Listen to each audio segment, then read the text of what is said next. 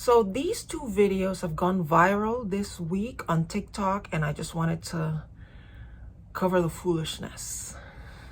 In the first one, you can see this young lady who has gone to this place on a first date, apparently. And while she's on this date, she decides to order some oysters for appetizers. And it seems like this is an oyster bar, so they specialize in oysters. And so she's enjoying herself, slurping the oysters in front of her mortified date. And when she's done eating, I believe 48 oysters is what she said, she says she's ready for dinner. And she's looking at the menu. The date gets up from the table to go to the restroom, allegedly, and never came back.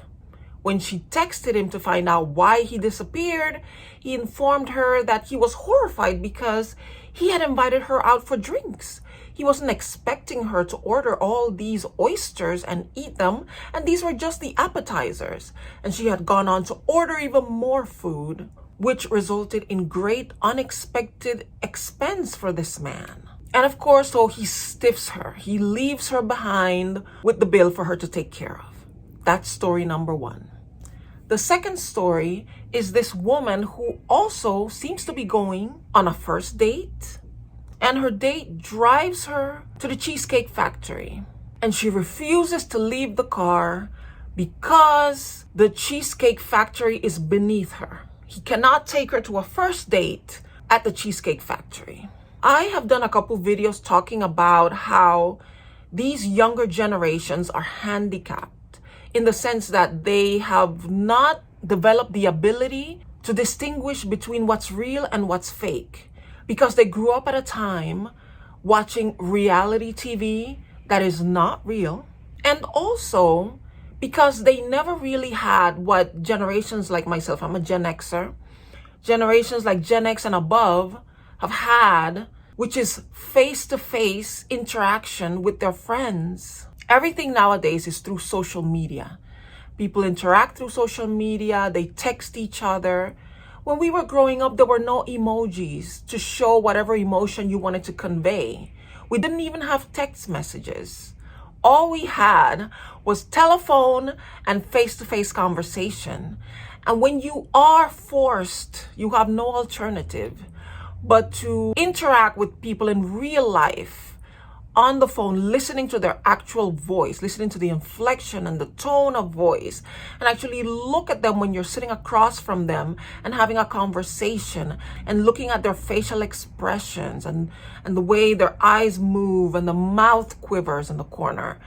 These are all things that the brain learns to read to determine what is real and what is not real. The younger generations don't have that. Millennials, Gen Z, and the ones that come after them have grown up in a time when the internet has always existed, where social media was the primary way in which you communicated with your friends. These made-up situations are shaping our perception of what reality really is, and it is painting a wrong picture that eventually will have no other choice but to become reality. But let's go step by step. Let's talk about how I know that these are fake videos. The first video, the one with the oysters, she's on this date with this gentleman, right? Where is he? We don't see his plate. We don't hear his voice in the background. We don't see his hands. There is no evidence that this woman was seated across the table from another human being. Everything to me indicates that she was having this dining experience all by herself. Where is he? At one point she says that she was left with his drink. How do we know that that wasn't her drink the whole time? She pulled out the camera to film herself eating these oysters, and at no point she flicks the camera up to show his hands, to show his face. I mean, if she's trying to humiliate this man for stiffing her with the bill, why wouldn't she show his face to expose him to the internet? Or at least show his hands so that people could get a clue of who he is. The reality, ladies and gentlemen, The key to finding what this really was is at the very beginning of the video. Number one, she is telling us the name of the restaurant and saying where it's located. It's in Atlanta, Georgia. And while she's chowing down this delicious appetizer of oysters, after all, it is an oyster bar, she's telling you what the prices are. What we witnessed was a very entertaining ad for the oyster bar that was featured in this video.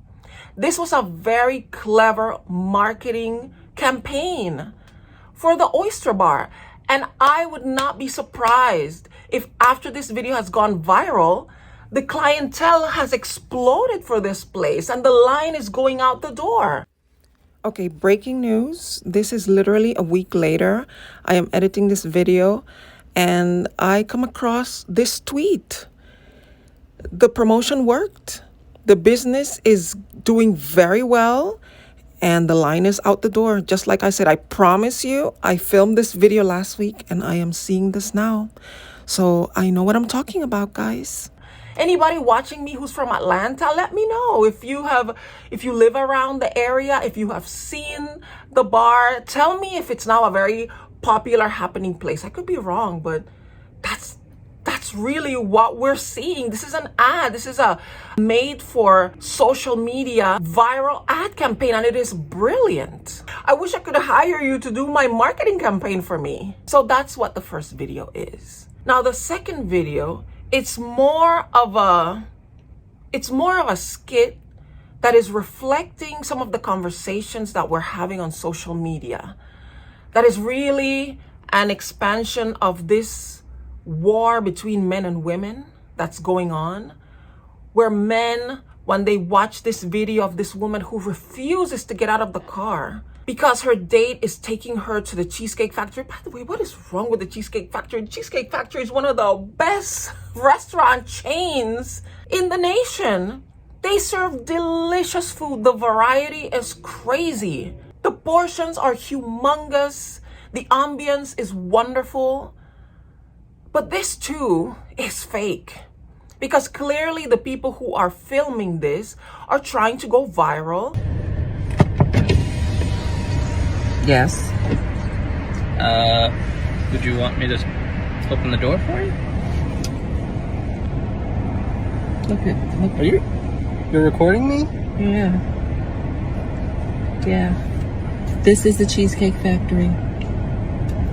This is the Cheesecake Factory, y'all. What's the problem with that? This is a chain restaurant. Who takes someone that looks like this to a chain restaurant? You want to talk about it? I'm fine with talking about it, even in front of them. Oh, yeah, I want to talk about it. Yeah. Come on, get up on in the car. Yeah, we're going to talk about it. Because they're hitting on this very common topic that we're seeing of men and women talking, where women are saying we have to expect the most from men, and the men are saying women deserve the least from men. And this conversation that is going on and is telling women, do not ever accept a man to invite you to a coffee first date. Or men telling other men, do not spend more than $20 on a first date on a woman because she hasn't proven that she deserves for you to spend more on her. This is more of that dialogue going on. And the telltale signs in this video are that she's in the car, her date is driving, he gets out of the car and says, I'm gonna open the door for you. He comes around and she sits there and says, I'm not getting out of the car. And he comes over to the other side and he's trying to say to her, you're not coming out. And then he looks at the camera and goes, are you filming this? And the bad acting, that's the other thing. All these skits that are being presented to us, these aren't professional, trained actors. These are amateurs, people who are not very good at acting, and people are still falling for the bad acting and the forced dialogue. But the problem with these two skits is that they reinforce these biases that exist in society. And I've already mentioned what that is. This idea that men and women are at war, and that women are saying that they need to demand more from men, and that men are saying we're not going to fall for this, and we're going to give women the very least that we can. And this social media dialogue is partially to blame for the reason why men and women are least likely to get together than they ever have. They're talking about statistics that people aren't getting together, people are not engaging in romantic relationships like they used to. And the conversation is more nuanced. And I have been doing this series of gender roles that I think is very interesting. Check it out when you finish watching this. But it is very important that we understand what is happening. It's the perfect storm of people wanting to go viral to get attention, and the conversations that we're having online that are very repetitive, and everybody is just existing in an echo chamber. The problem is that it is creating this perception that women are becoming more and more demanding, and that men are becoming more and more resistant to the demands that women are placing on them. There are all these videos showing that women are demanding to get the most out of men, when everyday women are gladly going on dates at the Cheesecake Factory, and they're going on first coffee dates at Starbucks or whatever it is, their local coffee shop. The other day, I overheard the cutest little couple who were having their first date at the Whole Foods cafeteria, which I think it's a great place for a date. The food is delicious, it is healthy, and it is not crazy expensive. And if you're health-minded, and you could tell that these are two people that are very much into health, you can tell that they go to the gym and they're wearing athleisure, which is something that you see a lot here in Los Angeles. And I think that that was the perfect little first date for two people who are passionate about health. And they probably afterwards, or even before, may have gone shopping at the produce department, and they were probably comparing broccoli recipes. I don't know. They were very healthy looking people who were having a wonderful date at Whole Foods. And if you listen to these idiots online, they would have told her, don't you dare let him take you there. He needs to spend more money. Why? It's a first date. You're just getting to know each other. A date is not a marriage proposal. A date, a first date especially, is a hi, nice to finally meet you. Let's talk. Let's get to know each other. Why do you need to be at Nobu to have that conversation? I think a coffee first date is the perfect first date, especially if you're meeting the person for the very first time. You don't want to go to like a nighttime date where he's taking you to some place, some faraway place in an obscure area that you're not familiarized with. A middle of the afternoon coffee date is the perfect first date. You sit down across from each other, you talk about what you like, you get to know each other, you kind of feel the vibes between you. You're not drinking alcohol, which dulls the senses and messes with your perception, your ability to feel out the energy of this other person, your ability to trust your instinct about whether you can trust this man or not, or you can trust this woman or not. You're clear-minded, you're alert. What is wrong with that? Who is giving this advice? The problem with repetition of these tropes is that it's creating what is called a self-fulfilling prophecy. A self-fulfilling prophecy is what happens when you keep repeating something over and over again to the point where you convince people that that is the reality, and then people start acting out in the ways that were predicted. And what is happening is, with this chatter, this echo chamber is reaffirming this idea to men that if you don't have a six-figure career, if you're not 6 feet tall, if you don't look like Brad Pitt, girls are not going to give you a chance. And that is going to cause men, especially insecure younger men, to not want to even put in an effort to go out there into the world and make an effort to meet somebody, because you are being convinced that women are so demanding that there's not enough of what you can do to find somebody who wants to be in a romantic, loving relationship with you. And in women, it's creating this idea that the only way they can be seen as a woman of value is if they make these ridiculous demands of men they barely know. That you have to spend this much on me, and you have to take me to this place, and you have to do this and this and that. And when women make these ridiculous demands and find themselves not being able to find somebody who wants to accept these demands, it's creating a bigger and bigger chasm between men and women. And nobody wants to go out anymore. Okay, it's getting dark. The clouds are rolling in. Okay, a little better.